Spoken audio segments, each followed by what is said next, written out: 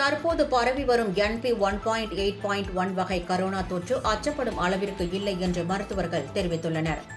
இது தொடர்பாக அரசு பொதுநல மருத்துவர் ஃபரூக் அப்துல்லா கூறுகையில், கரோனா தீநுண்மி குறிப்பிட்ட இடைவெளிகளில் உருமாற்றம் அடைந்து சமூகத்தில் நோய் எதிர்ப்பாற்றல் குறைவாக இருக்கும்போது விரைவாக பரவக்கூடியது எனவும், தற்போது அதற்கு எதிரான நோய் எதிர்ப்பாற்றல் சமூகத்தில் உருவாகிவிட்டதாகவும் தெரிவித்தார்.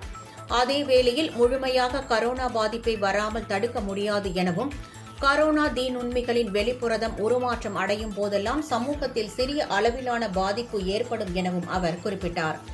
அத்தகைய நிலைதான் தற்போது ஏற்பட்டுள்ளது எனவும், உலகம் முழுவதும் தற்போது NP1.8.1 என்ற வகை கரோனா பரவி வருவதாக ஆய்வு முடிவுகள் தெரிவிப்பதாகவும் அவர் கூறினார். சர்வதேச தொழில்நுட்ப குழு அண்மையில் மேற்கொண்ட ஆய்வின்படி NP1.8.1 தொற்றால் பொது சுகாதார நிலைக்கு எந்த அச்சுறுத்தலும் ஏற்படாது என்று உறுதி செய்யப்பட்டுள்ளதாக அவர் தெரிவித்தார். இந்தியாவில் நேர்ந்த உயிரிழப்புகள் கரோனாவால் நிகழவில்லை எனவும், மாறாக இணை நோய்கள் மற்றும் வயது மூப்பு காரணமாகவே நேரிட்டுள்ளன எனவும் அவர் குறிப்பிட்டார். எனவே கரோனா பரவல் குறித்து பொதுமக்கள் அச்சம் கொள்ள தேவையில்லை எனவும், நோய் தடுப்பு விதிமுறைகளை பின்பற்றினாலே போதுமானது எனவும் அவர் தெரிவித்தார்.